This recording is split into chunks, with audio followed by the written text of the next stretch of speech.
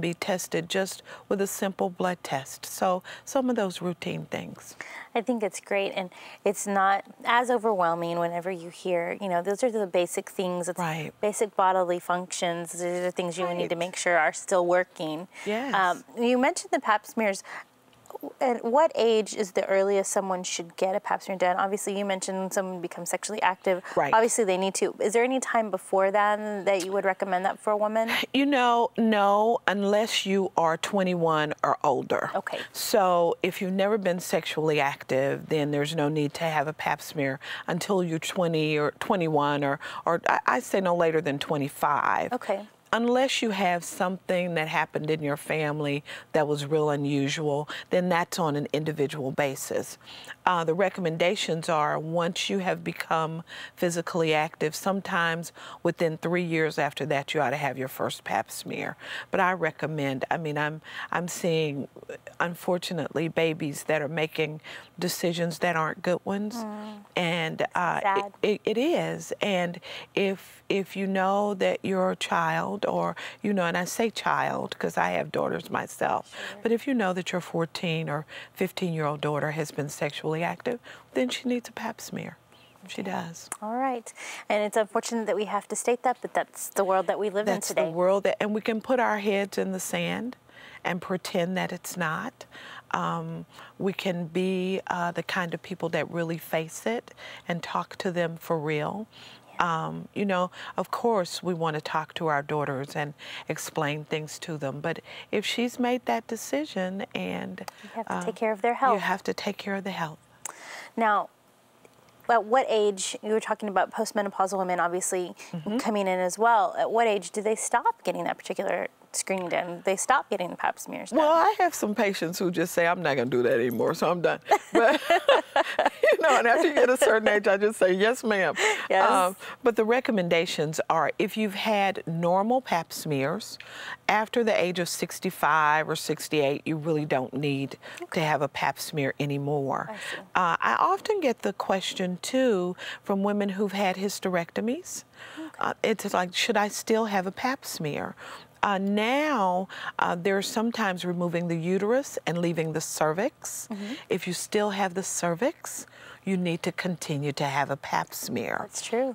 If you've had a complete hysterectomy, and most people, women say complete hysterectomy, they think ovaries have been removed and everything. Yes. But if you had everything removed from your ovaries to your uterus to your cervix, then depending on what the reason was for that removal, if it was a benign reason, for instance, if you just had fibroid tumors or something and they removed, those are not cancerous. Right. So you don't have to worry about it anymore. But if they removed it because you had a localized cancer or you had some precancerous cells, then you still might want to have a pap smear for several years after the surgery to make sure everything's okay.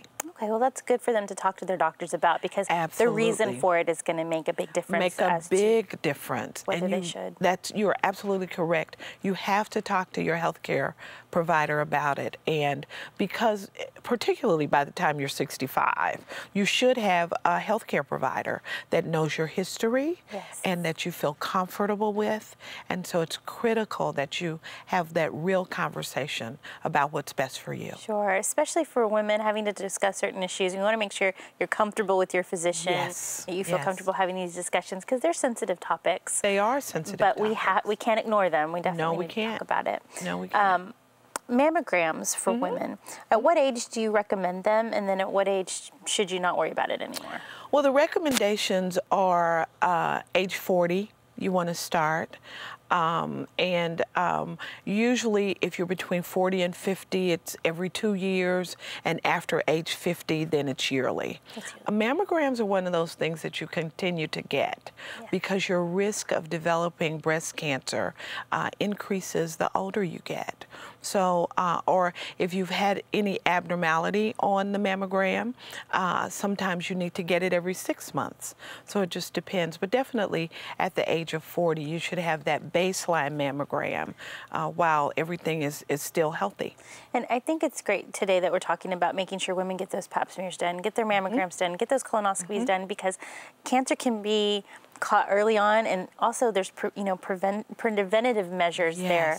Yes. You know, that if they just check, if they find something precancerous, it can be treated right away. Right. So I think it's good that, you know, we encourage the women to do these things. Don't be scared. Go out there and do it. Well, because if you not knowing that you have it will not make it go away. No. So, you know what it is so you can face it and get it taken care of. And I tell my patients, you know, so you'll know specifically what to pray about. That's good. Exactly. Yeah. That's good. That's good advice. Now, heart disease. It's become the #1 killer for women. Yes. What can we do about this? Well, first of all, the knowledge that women do have heart disease, you know, it's only been recent years that we've really had dialogue about heart disease in women. So knowing that you are at risk for heart disease, that's #1. #2 is understanding that sometimes for women, our symptoms are a little bit different. So we're not the classic symptoms. Sometimes for women, it's just this severe fatigue that you don't know. You know, it's like, why? Why am I so tired? Yeah, why can't I walk across the room? But there are some things that you can do. We know that heart disease is really related to lifestyle. So just go back to those things we talked about initially. You know, are you eating healthy foods? You know, are you eating trans fats or saturated fats? Or if you are, you want to get those out of your life. Are you getting lots of fruits and vegetables? Make sure that you are doing it. Make it fresh or frozen. Make sure you're getting lots of whole grains and good fiber. You're moving on a regular basis. If you smoke, stop. Yes. You know, just Yes. stop. Do what you need to do to stop. Make sure that you're handling stress. I mean, all of those are things that contribute to a heart disease, but those are the things you can control. On the other side, your family history, your genetics, you can't control.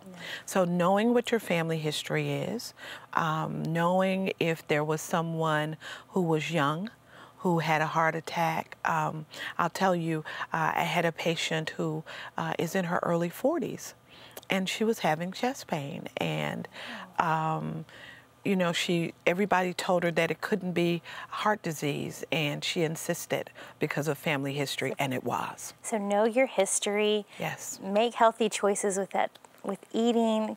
I love that you say, you know, watch your spiritual life and also have fellowship and have people around you. That's going to help with a lot of issues. Yes. So thank you so much, Dr. Waggoner, for coming today. I could talk to you for a lot longer about all of these issues, so many questions, but thank you for coming and talking with us today. Thank you for having me. And thank you all today for watching Joy in Our Town. I love the concept of mentoring because you're really able to make a difference in the life of one young person. My